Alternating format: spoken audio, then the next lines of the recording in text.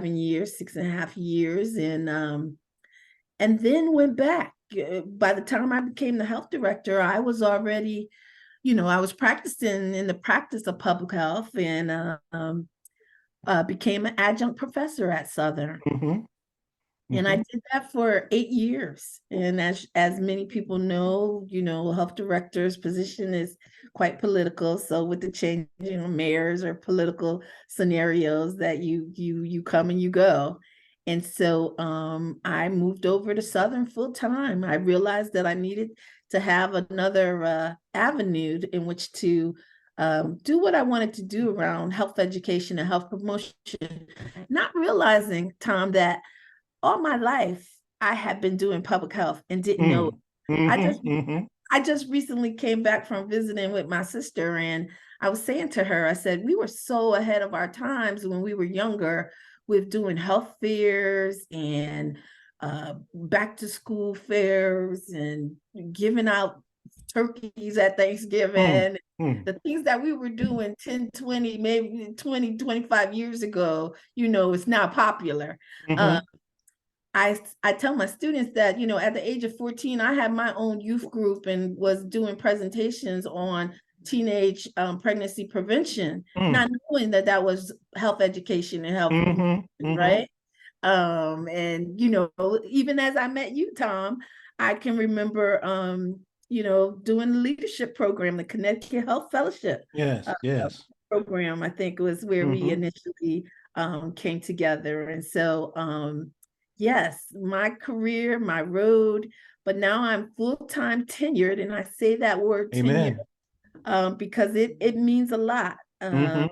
in the field of academia. And there are not a lot of us, not a lot of people of color that are tenured. And there, especially when you break it down to gender, Mm-hmm. there's less than 5% of us that are women in Mm-hmm. at higher ed that are women of color and African American especially. So this book really was a book, a collaborative from the heart, right? Bringing together some of these voices. And what's the title of the book again? The title of the book is Navigating Academia During COVID-19, Perspectives and Strategies from BIPOC Women. And my colleague, Dr. Anuli Unjoku, and Mm-hmm. myself worked very collaboratively with our chapter and authors to bring this about. And it came about because we were talking in the midst of COVID, when COVID first hit, holding each other up, talking about survival and talking about many of the things, the themes in our book. And we decided that we were going to do a presentation. Started off as a presentation we did virtually at a conference called NCORE, which is race and ethnicity, a national conference on race and ethnicity. We did that virtually. Mm. Then we went from doing a presentation to turning the presentation into a paper that we wrote. Mm.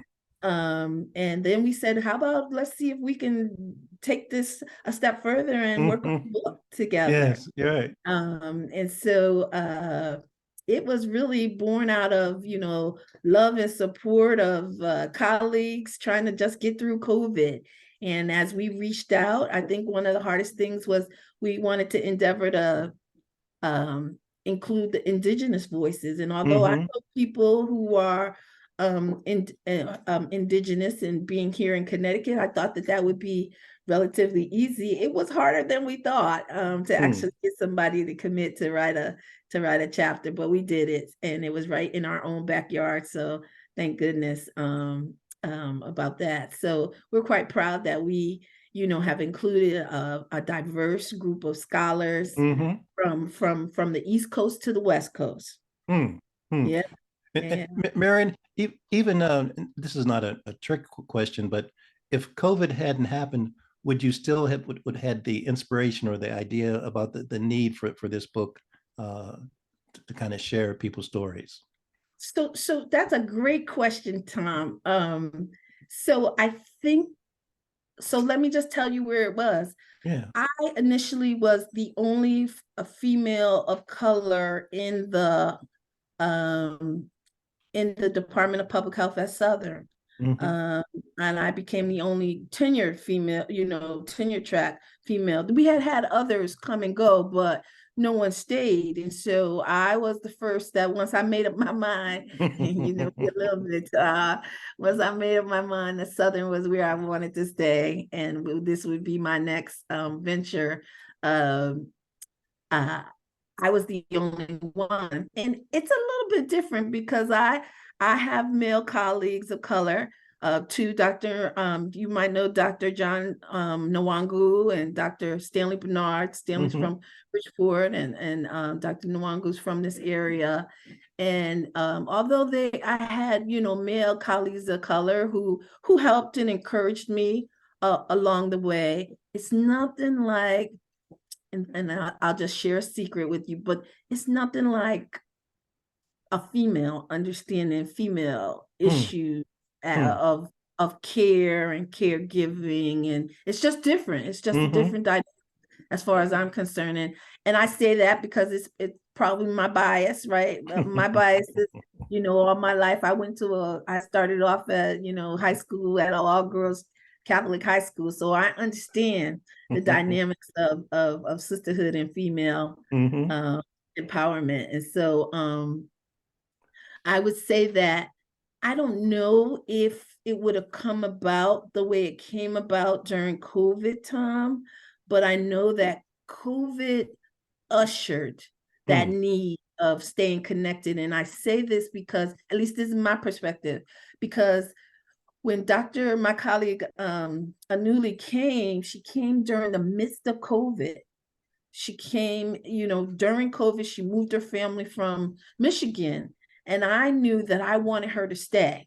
Hmm. I knew that in order to have a colleague, stay, we already had similar interests, that I need to make sure that she was okay, her family was settled, and things like that. And Yes. so as we talked about those issues, right, those issues outside of the ivory tower and outside of it, to where, getting settled living, Mm. apartment versus housing and things like that, I was trying to make sure that she had as many supports as Yes. needed, and one of the supports was us coming together on a regular basis on Mm. Zoom during COVID to just talk about ideas, talk about what was going on. And we will always have like a little session, first of all, personal session, right? About Mm. whatever was going on in our lives. And then we would get down to the business of work or whatever we were working on or thinking about, right? Hmm. So I think that COVID was just the time and the place, Mm. right? That brought it all together. Mm. Marian, tease and definitely thanks for sharing the context and the impetus. Share with us a little bit about tease us with some of the chapter titles. Just to, we Yeah. do, yeah. Just curious. Yeah. Yeah. So, Tom, and remind me, please, sir, is this recording visual as well, or Yes, is absolutely. it It's okay. yeah. You can hold it up the audio as well as the video, so All people right, can see so your holiday red dress, oh, red okay. red sweater. I'm not sure if people can see the Yes. title of the book. There we go. Maybe. Okay. So let's have the Um, title again and share with us a few of the titles of the chapters. So, navigating academia during COVID-19, perspectives and strategies from BIPOC women, edited Mhm. by Anuli Njoku and Marian Evans. All right. So let me just share with you some of the titles, because I think that's important too. And my colleague and I, we sort of do a whole presentation about how our journeys and Mm. how this came to be.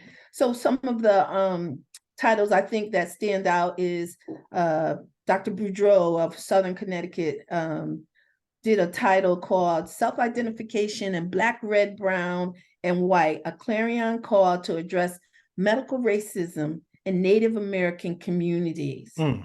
And then we can go on to Dr. Brandon Hutchinson, who's also, we have about 6 scholars from Southern in the Mm-hmm. book. Mm-hmm. And Brandon Hutchinson did a chapter called The Lesson for My Daughters, Taught to Mm. Me by Bell. Mm-hmm. Mm-hmm. And Dr. My colleague, Dr. Njoku, her sister, who's a gifted administrator in her own right in New Jersey, wrote a chapter for us. Her name is Uchenna Baker, um, and talked about the gift of ontological inquiry. Mm. And then we have celebrating Ramadan during Mm-hmm. COVID. We Mm-hmm. have a chapter on grief and bereavement. You might know this sister, Dr. Cheryl Green. She used to be at Southern. She's no longer at Southern. I She's see. in nursing, but she wrote a chapter on grief and bereavement during COVID-19, funeralization and ritual losses. Mm. Um, we had someone who one of the ones that I enjoy immensely because I'm now going through.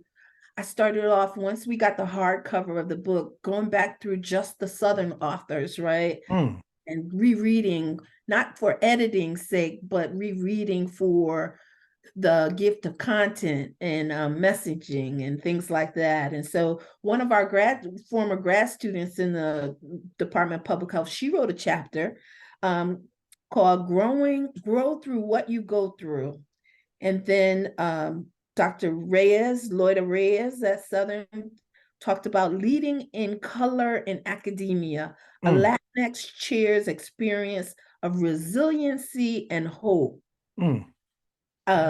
We have Dr. Epps. She did navigating realities while maintaining perspective during COVID. We had one that was really interesting by one of our authors, our scholar authors, who talked about teaching calculus.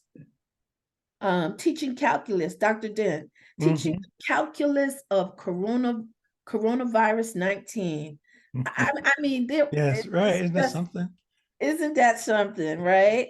I wrote a chapter on acing the Black trauma of COVID-19, the COVID-19 pandemic, and then my colleague wrote. We co-wrote some chapters together. Spaces to Heal, providing the table and seats. Um, my coping resources and self-care during COVID-19, police brutality and social unrest, Mm. and it's a win-win. Faculty mentored research with students of color. My colleague did a chapter with one of the grad students, and that's just a few of the titles. We have about 20 chapters and 22 authors, so Mm. it was really a labor of love, bringing beautiful women of color together to write about their not only trauma but hope and Mm-hmm. resiliency. Mm-hmm. So And Marian, that's so with the variety and the different subject areas. Just as you were going through the menu, there's so much for everyone. Tell me about target market. Who do you think could profit or benefit from reading the book? I think that anyone could benefit just reading some of the stories, and I want to I'll share a little tidbit of Okay. why. I have lots of tidbits, but I'll share a All right. little tidbit of why. But really, higher ed, teachers, educators, administrators, anybody interested in understanding some of the challenges and hopefulness of why people are in higher ed and Mm-hmm. administration, or even why people leave. Mm-hmm. Um, Mm. if you're thinking about leaving, so I think it's a little bit for everyone, especially the universal stories, right? Yes. But Target, if you had to ask me about Target, I would say higher ed, faculty, staff, administrators, and others. So And uh, but no, I mean, just elaborate on that, and then I want to kind of follow up. It seems to me also, Marion, that if I'm a undergraduate student or even a graduate student and oh kind of yes.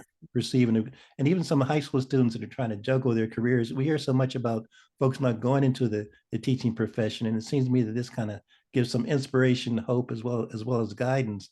Absolutely. Absolutely.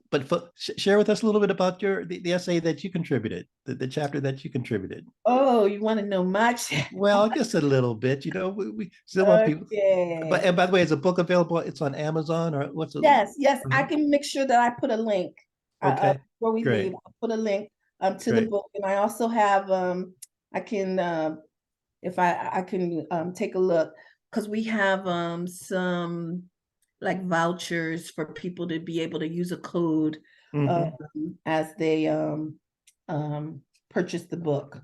It just came out in September, so it's really hot off the Hot press. off the press. Excellent, Yeah. So excellent. so I'll share oh my, this is the first you're doing the first time.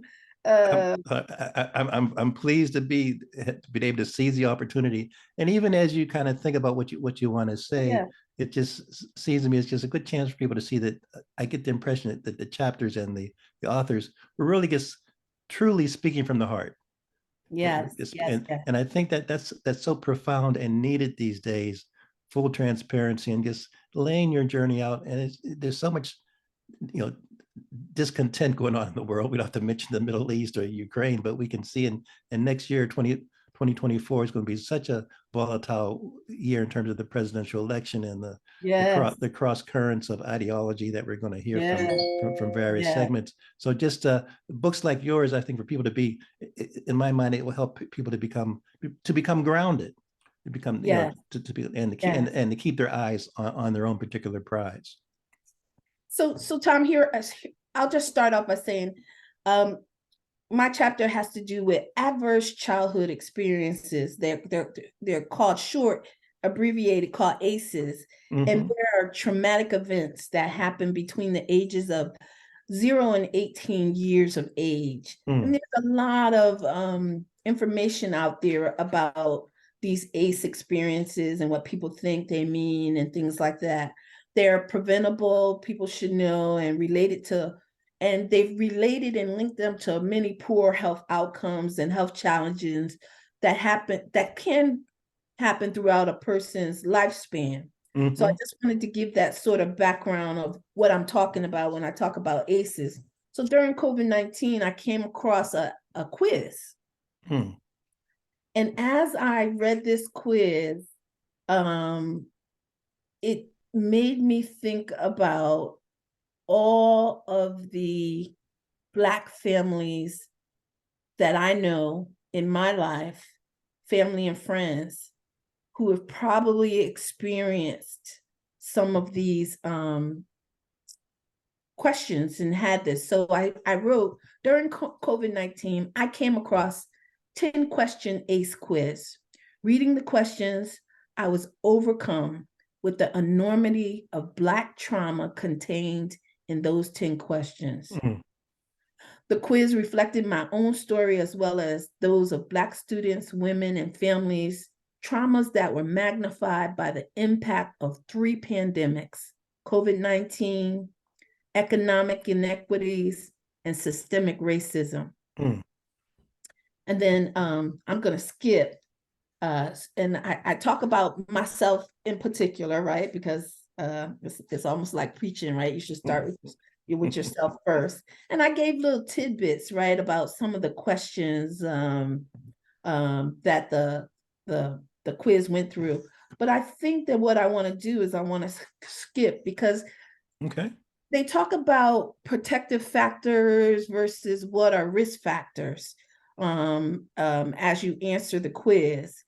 And I just talk about, going through my life. So now I'll read a little bit more. It says, Okay. according to the CDC, there are 6 protective factors: nurturing and attachment, knowledge of parenting and of child and youth development, parental resilience, social connections, concrete supports for parents, and social and emotional competence for children. The Black church, faith, and religion provided at least 4 or 5 of the factors for both parents and children. Religion, without a doubt, was a protective factor in my adolescence. Mm-hmm. This came to me directly through my best friend, and I talk about my best friend, which led me to the evangelical Protestant church, Mm-hmm. and things like that. And then I go on to talk about a little bit more about George Floyd's murder in May Mm-hmm. of 2020. Mm-hmm. And how just after 2 months after COVID-19 lockdown, it signaled awakening around police brutality for many people. There have been countless others before him, but social media and real-time cameras made Floyd different from Emmett Till, Medgar Evers, Malcolm X, Bobby Seale, and a host of others who had no names. At Mm-hmm. first, at first, I refused to watch the video. Mm-hmm. Why would I want to watch a man, another Black man, die at the hands of historically sanctioned blue killers?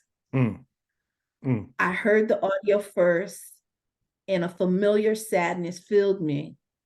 I don't watch horror films because I believe we have enough real world horror.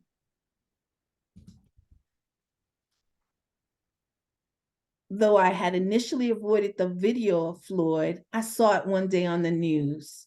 And then I'll jump down a little bit, Tom, Mm-hmm. and Mm-hmm. it led me to write a poem because of the feelings and emotions that I felt. My oldest niece, and I write, my oldest niece, as difficult as the public loss of Floyd was, I was also experiencing personal loss as well, Mm-hmm. which the ACEs quiz might call risk factors. So my oldest niece passed away in March 2020. My cousin passed away in April of 2021. My oldest sister passed away in May 2021, along with several other losses of family and friends. Like many people, there was a huge toll of COVID-19, and I turned to the arts to Mm-hmm. release the pain and the pressure. And I wrote a poem called Ode to Breath. And then I include my poem in my chapter that I wrote on Ode to Breath. It says, I'm exhausted, downright bone tired. It is just beyond me right now. Breathe. 1, 2, 3, 4. Hold, breathe out. Coronavirus. I can't breathe. Ventilators, quarantining, social distancing, people distancing, death and destruction, COVID-19 masks. Breathe.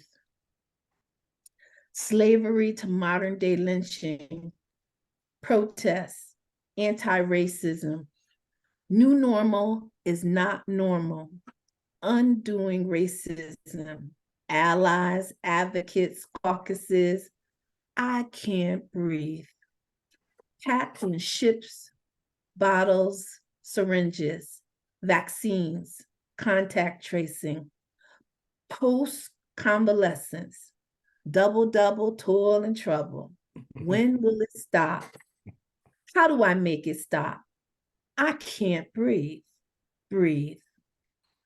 Will it ever change? Has it ever changed? Mm-hmm. Is there herd immunity from hatred, white supremacy, and racism? I can't breathe. Breathe. 1, 2, 3, 4. Hold, breathe out. And I asked my best girlfriend, who's an artist and academician in her own right at Morgan, Mm-hmm. to do some artwork. She does Yes. art, it's called Art with Words. And so I included a picture of the art that she did, Oh, tremendous. that goes along with the poem. And one of the things I say, Tom, in my chapter is, what ACE score would George Floyd, Trayvon Martin, Breonna Taylor, Emmett Mm, Till, Malcolm X, Martin Luther King Jr., Mahatma Gandhi, and John Lewis receive? mm, mm, Floyd had risk factors for sure, but did he have protective factors? if he did, they were obviously not enough. As I contemplate the impact of COVID-19, which has no doubt spurred the onset of more ACEs, I am Mm-hmm. reminded that the risk factors will reverberate long after the country heals from the last 4 years and moves towards living with COVID-19 symbiotically. As Black faculty, and I talk about it is imperative to recognize ACEs and their risk factors and protective factors and their personal trauma in our own lives and in the lives of our students, to recognize and contemplate how they might manifest in the classroom and on campus. It is necessary to prevent further trauma and implement trauma-informed practices to counteract the damaging effects of ACEs and COVID-19 on our collective and future lives. Mm, mm, mm, mm. And that's Marian, the title again it's of the book? the title of the book is Navigating Academia During COVID-19: Perspectives and Strategies from BIPOC Women. And it's available on Amazon. It is available on Amazon, and I will make sure that you get the link. All right. I include the link here. Are you guys considering any book signings per se? I would love it. I would love it, Tom. Mm-hmm. We're just talking and thinking about um uh how to expand. We'll Mm-hmm. probably do something for sure on tour or as part of a book signing in the spring, this upcoming Mm-hmm. Mm-hmm. spring. And we're thinking about, maybe with you being part of the community, how to do a few more things in the community. Sure. And have because we have authors from the East Coast to the West Coast, we've also invited them, like the sister that wrote about calculus and teaching students calculus, right? Mm-hmm. She's in New York. And but then we have people on the West Coast as well. And so as they gear up, right, knowing that the book came out in the fall, if they do anything that we might be able to join in virtually, Mm-hmm. Mm-hmm. to invite them as well, some of the authors, if they have the time, as we move on. I know a couple of authors have said that they would love to. So I actually just wrote a piece, a proposal Mm-hmm. for Southern's Women in Gender Studies conference that we have coming up in the spring. Sort Yes. of do a book reading panel with excerpts from some of the authors, where Mm-hmm. they get to read pieces Good. in their chapter. And so that'll be coming up. I believe the conference is in April, but I can get you that Sure. information as well. Sure. And Marian, just when you were reading, it was really heartfelt from your particular chapter, my mind went to some of the students that you had that you had the blessing to be in front of, and they have the blessing to be in front of you. Share with us some of the courses you're teaching and how this book kind of informs that to whatever degree. Because it seems to me your life experience, your academic training, the recent book, what's on it, and just the whole uh, the discipline of public health is kind of evolving. I think people certainly understand it's more important than ever before. I'm curious about Yeah. the intersection, if you will, between the students, your book, what you just read, and your Yeah. courses. You know, I must say that one of the things that I worried about tremendously, Tom, and as you saw play out as well, is, especially around um, the divide, technology divide that we have here in our Mm, country. And so as we were going on lockdown, it was not only would they have the technology and internet that they needed to continue and finish out the year, but also did they have a place to go to, a safe place, mm, right? For many students, um, going away to college is a safe space for them. They're getting away from whatever they came mm-hmm, from at home, right? They're not everybody has a good home life, right?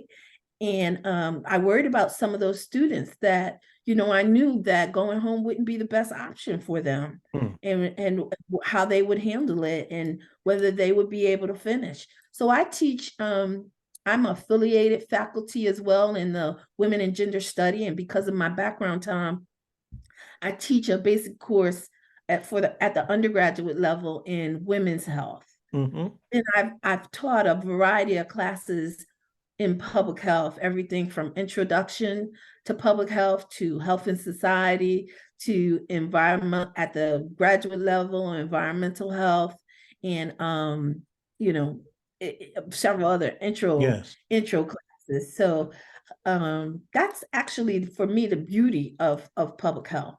And one of the things that I love about Southern, and people ask me all the time, well, why are you at Southern? Is because I see Southern students like myself Mm. who have come through and conquered, right? And are conquering, I should say. Mm-hmm. Um, People talk about, thriving and surviving kind of thing. And those are all stages, right? I can remember those stages Yes. and things like that. And so I think that I am needed at Southern, Mm. right? And we all want to feel needed, right? Mm-hmm. And so I feel that I'm needed at Southern, and at least that is what my students tell me. And you guys have a Things new, that you guys lets have me, a new building over there, right? You have a new, you moved, yeah, you moved we it. have a new health and human services building located 493 Fitch Street. We love to give tours to people in the community.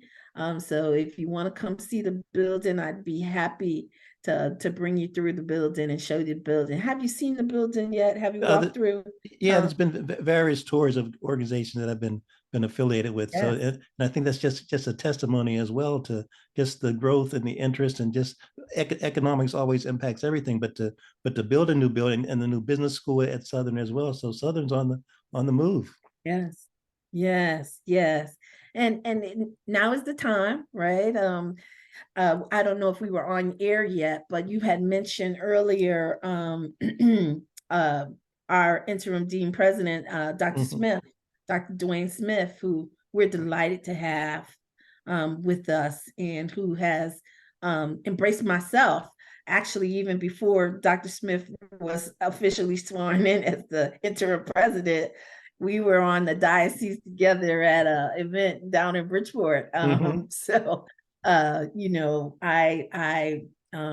am so elated to have him, to have his leadership at the university right now. And you and I know that there's been several other persons of color, at least one other one that I knew since I've been at Southern. Mhm. And I'll just say this, it's always a particular time, right? Yes. When we're allowed to have leadership, Mhm. or invited to step up to for leadership that we've been doing in the community and for a long time. And so I think that Dr. Smith is the right person for the job at hand, especially as we move forward in the future. You and I certainly concur. Marion, you mentioned some of these the words of systemic racism, and you didn't say implicit bias or explicit bias, but certainly the George Floyd Mhm. episode kind of Yeah. illustrates those dynamics. It's kind of a cliche question that I have. For me, when I hear this term systemic racism, I mean it doesn't necessarily operate artificially, although with artificial intelligence, it is going to start operating without human Yeah. control. But there's still some. Well, what's And, your what's and what's we're your going to what's see we're going to see it manifest there too as yeah, well, yeah. because artificial intelligence is only as intelligent as the coders. And so as people who code for artificial intelligence bring their own biases into their coding, we'll see it, or we've already seen it. So So talk about that a little bit. Are we still fighting the battle like crazy, or there's any reasons for hope, or what would you say to a young person about oh in terms of the George Floyd, and even the Rodney King mantra of can we all get along? When a student kind of comes to you that he or she might be a little depressed about the future, what do you want to say to them to kind of keep them, encourage them to keep their eyes on the prize? Well, Tom, you and I, you and I have been doing this for a long time, right? So I think there's always hope. There's always hope. There's always hope that, and things have, there's always hope for the future. Although I've heard people talk, and I'm surprised. I've heard people say, uh, that especially with this upcoming presidential election, right? And living through what we've just lived through, um, um, that they're not as hopeful. I think, most of my life I've seen the theme of that is no reason to give up, right? Hmm. So that's Hmm. the race is not given. And so I always think that there's hope, and I always try to share hope with Yes. with with with our students. Absolutely, there is hope. And the dark comes before the dawn, And and and as so we so Marian, frame it in the context of public health, because again, in terms of public health, our psychic health, just our mental health, all these, that's public health is about, humanity kind of thriving and being healthy and Mhm. uh not addicted to hate or not addicted to drugs. Or so talk about the role of public health, because it seems to me that this is such, theology is important, science is important, and obviously public health is science. But talk about this public health thing. I know as I talk to more friends, I've been impressed with the number of folks interested in public health or pursue or taking courses in public health, if not a major. So it seems to me that you're you mentioned the word evangelism, the evangelistic role of public health now has perhaps been, you guys could be on top of mind.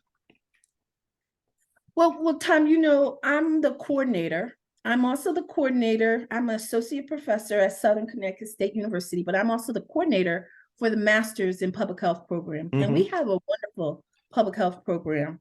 And so I am actually the person that goes through the missions that allows students to come in to our MPH program, or Yes. Masters in Public Health. And one of the things that I say as I talk to people, especially because I have a practice background as well, is that the beauty of public health is its broadness. Mm-hmm. Although my personal take is that you have to remember history as well, right? Because when we don't remember history, we repeat it. And Yes. we've seen that over and over again. And so we can just talk about pandemics, right? We can talk about emerging infectious disease. And I find it amazing, um, whether it whether we're talking about flu. When I was it was the Mm-hmm. the flu and H1N1, and then COVID.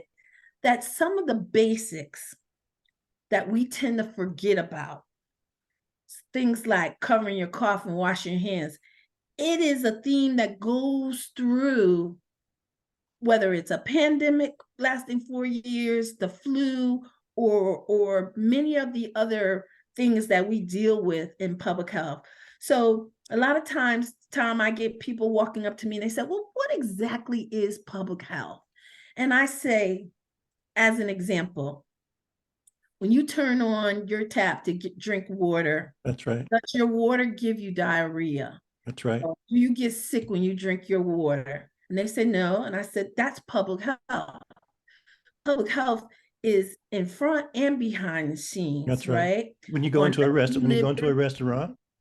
when you go to a restaurant, or when you stop at, although there's another message around fast food, but we know people eat fast food. So KFC, Burger King, McDonald's, all those other places, Popeyes, all those other places that we know people eat, the reason why you don't get sick or have to go to the hospital after you eat that food is because of public health and the things that public health, the regulations that public health has put into place. So it's not only education, but there's a regulation and a policy component of it. Mm-hmm. And it is so broad. Can you be working at Sikorsky's and do public health? Absolutely. We call those people industrial hygienists, right? Mm-hmm. Can you Mm-hmm. run a workplace, a work company wellness and be doing public health? Absolutely, right? That's part of health promotion and health education. The broadness of what public health is, the I would say under the regulations, the authority and agency that public health has, people don't understand. And as you practice, you understand. Mm-hmm. So to be able to say to someone, I can remember cases where, someone carrying something like TB. And we don't know about TB cases all the time because of what public health does in the community every day. But in public health, we have the authority to come back to confine somebody, That's right. right? And we do it a little bit different than they did it back in the 1800s, but we still have that authority, right? And we can't. And is it when you go into the beach, Right. there's a reason that it's safe for you to go to the beach. Right. Absolutely. Absolutely. And there's a reason why when we close the beach, there's a Mm-hmm. reason why we do that, right? Mm-hmm. Thing. Yeah. So, I think it's a continuous work that we have to do to help people understand how, or when I'm telling a student how to explain to their parents what public health is, right? And giving those examples and things like that, that it is one of the best kept secrets. And it is intersectional, right? Mm-hmm. And Mm-hmm. so can you be interested in behavioral health and psychology and do public health? Absolutely. We call those people behavioral designers, right? Mm-hmm. So I mean, I could just come No, back no, on and have I was so anxious for you to share that, because sometimes we hear these disciplines of either sociology or history, but the public health is creative, innovative, and it's truly about our survival from a micro and macro level. absolutely, So for people to kind of understand absolutely. that to need that, as well as to be public health communicators, is just so key. Yeah. Marian, as we kind of wind down, you mentioned Penn State, and I went to Bucknell, so I've been on your been to Penn Oh, State okay. from time to time. But you were recently I also. went to time I went to Swarthmore. So so Oh, so okay, so you're part of the yeah, consortium. Yes. Pennsylvania. So, Yeah. but you were in, was it one of the Caribbean islands more recently? Yes, Tom. I was in Barbados. Oh, So okay, working, of course. I mean, working. yeah, yes, Absolutely, I absolutely. combined site visits with a little pleasure, my birthday weekend. But yes, in March of this year, we're going to be taking 8 students to Barbados to do a study abroad during spring break. And the theme is arts, history, and culture. And Hmm. I went to visit the University of West Indies and met with some fabulous um, faculty there Mm-hmm. that we're partnering with to give the students a wonderful experience. And so we'll have things like one of the history professors is going to give us a full day tour with the in-depth view of history, and he gave me just a little taste, and I'm so excited. Yes. We're going to be doing service as well, and so we're going to be partnering with one of the what they call a children's home to do service, and so we're packing with a purpose. It won't be just about sandals. It'll be about how can we be of service, Hmm. partnering with a children's home in Barbados and with a senior home in Barbados to bring service and supplies to folks that otherwise it would be harder for them to have. And so we like to combine these study abroad trips, not only understanding our history and our culture, because as you probably know, there is very clear evidence about the role that Barbados played in history Mm-hmm. with the slave trade, Mm-hmm. uh, and Barbados being one of the stops, especially with like South Carolinas and the Carolinas. And so Yes. there's some deep history there that we will hear about and we'll explore. And the University of West Indies has a beautiful campus. Yes. They have about the same number of students. There's about 7,000, 8,000 students on their campus. It reminds me similar to Southern's campus of both a commuter campus and a residential campus. So that mix. Mm-hmm. And we are looking forward to it. So I was there to check out the hotel, where we're going to be staying, solidify some of the itinerary while we're going to be there. And then of course we will also put in a little of fun time, do some Sure. excursions, Hmm. usually trying to expand the students' boundaries. So Yes. Barbados will be in March, but we did Puerto Rico with 8 students as well back in January of this year. We did a Puerto Rico trip that COVID had interrupted. Mm. And this is a trip that's being done with some people that you probably know. So the University Access Program at Southern provides access to a university and college education for students that otherwise might not be thinking about going to college. Oh, And good, good, um, good. uh, it includes programs like New Haven Promise and Promise Scholars. It includes PASS programs, and it includes the Mr. James Barber's Hmm. SEOP program students, Hmm. things like that. So that all comes under the umbrella of the University Access Program. And so for me, Tom, there's always a method to my madness, and I'm intentional, right? Yes. So me, I understand the importance of what travel abroad and traveling, the experience of traveling gives to a student, and how important it is to just help people see diverse perspectives, right? And because I did lots of traveling, I love traveling. I don't mind traveling by myself. Hmm. uh, but so for me, because of my love and interest, I wanted intentionally to try to help students that many of our students have never been outside of Connecticut, Hmm. Hmm. or have never traveled abroad. Maybe they've traveled to New York, Massachusetts. And so as we look at the students that we want to bring, they have to do an application. And that is part of what we're thinking about. We want students that otherwise would not have had opportunity.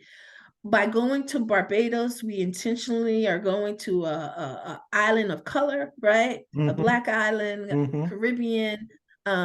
We want students. We're pushing them to get passports. So I think out of the 8, maybe 3 or 4 didn't have passports. So now by going on a trip, they'll be required to get a Yes. passport, which then will open the door for them to be able to travel outside the country as well, right? So there's Excellent. a lot of things going on. Excellent. Excellent. Um, A lot of things going on in your young age. Marian, as we kind of let's take the next 8 or 9, 7, 8 minutes as we wind down. I want to kind of ask a related question about feminism mm, and women's rights and where we are in that movement. You referenced earlier on the power of sisterhood. I was just reading the other day. We know about 1919 in America about women finally having the white women in particular having the right to vote. But England, it wasn't until 1928 that women in England even some women like in 1922, 23, if your husband if you or your husband owned property, you could vote. And then in 28 it became more universal for women. But I think we neglect, and I'm not a feminist study scholar, but I think we neglect not understanding this that women have been oppressed and maybe continually are in some ways. So I yes. guess wanted to give you a chance to kind of speak about that. And what would you say to some of the younger women coming up? Because it's an embarrassment when I read, I just assumed England women could vote earlier on, and particularly before us. But it was just an embarrassment even until 1919 that people just the importance of that. Does that mean that every election that was held before 1919 was illegitimate? But I digress. But what are your thoughts about the and I want to don't even want to, it sounds judgmental to say the women's movement or the burn your bra movement, but this issue of patriarchy, we hear that term a lot. So let me shut up and just hear your thoughts in that regard. Well, Tom, as a teacher, educator of women's health, I don't think that you could do that topic justice without bringing in some feminist components. And Mm-hmm. I talk about it from a stance of consciousness, and it is that I want my students to understand why they think the way they think, Mm. why they do some of the things they do. Where did they get that thinking from? Was it their family? Is it the media and social media now that has such an influence? Um, and to understand, like to be able to think. I'll give you an example. One of my students said to me one time, she said, rarely do I take a class where I get to think about what I think about things, Mm. right? And where I stand on certain issues, Mm-hmm. and why I might think that I think one way. And as I think about what the influences might be on how I think about things, right? And that's in student language. Right? Mm-hmm. Mm-hmm. We can add, Mm-hmm. Mm-hmm. our academic language to that. But I really think that that is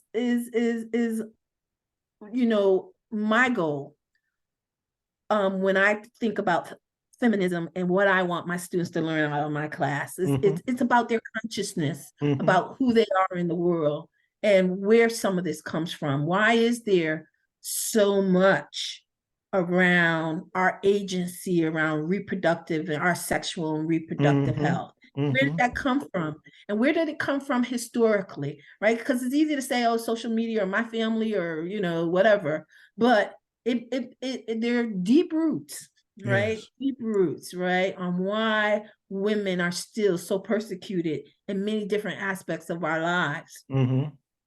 And what is it? There is a power. And I believe that there is a power, right? And when we talk about feminism and feminists, there is a power for that we need to reclaim um, Mm-hmm. as women. And I said, because as animals, as creatures, we are the ones that, can birth a baby and have everything it needs to feed that baby and make sure that baby survives. If you don't want to have children, then you need to know why you don't want to have children and be clear. And to even know that that may change. And it's okay if Mm-hmm. your opinions change, right, on that. But just to be able, as the student said, to just sometimes with our society, as it goes so quickly, to think about what it means, right? Why do I Yes. think this way? Why do I do the things that I do? Why do I feel the way I do? And what is going on nowadays? This is not new. Yes. Right? This attack on women and sexual and reproductive health, right? This is not new. And just because it is so does not mean that it has to stay that way. Just like we had Roe before, and now Roe has changed with people, with the power of people and women, we can change it back, right? Mm-hmm. And Mm-hmm. you do that, Tom, and I'm saying this with emphasis, and we do that by voting. Yes. And that is Yes. why next year is going to be such a big year. And so I try to show students as well, you know, not only around their opinions and their thoughts, but why voting and when you can, why it is important from the present day and historical standpoint on how that makes a difference and why that matters in your life Yes. and how you live your life and the Yes. things that you will have access to, whether it's equal pay, right? Or reproductive health choices, Mm-hmm. Mm-hmm. right? Things like that. So reproductive justice as I teach about it. Yes. Excellent. Excellent. So Marian, I mentioned earlier that this was not going to be a one-off, but now in your closing statement, that's four more shows, not just one or two more shows, but four more shows we want to do. So I'm being selfish, but I'm naming it and claiming it in I just love it, 2023. Tom. You've taken me on some twists here, There, right? there you go. There you go. Life is a journey. Yes. Marian, guess we conclude the title of the book again? It's Navigating Academia During COVID-19, Perspectives and Strategies from BIPOC Women, edited by Ahnuli Njoku, and Marian Evans. Excellent, excellent. Marian, thank you so much. We'll see you soon. Early happy holiday wishes to you, and I guess really appreciate your You too. honesty and your fervor and your passion. It's just so key. Yes. The students at Southern are very lucky. You too, Tom. We just keep on keeping on, right? That's it. Yes, indeed. It was a pleasure to talk to you. Thank you so much for inviting me to talk about this wonderful new book that I've been blessed to have the honor of participating in. So, Excellent. Take care, dear. all right.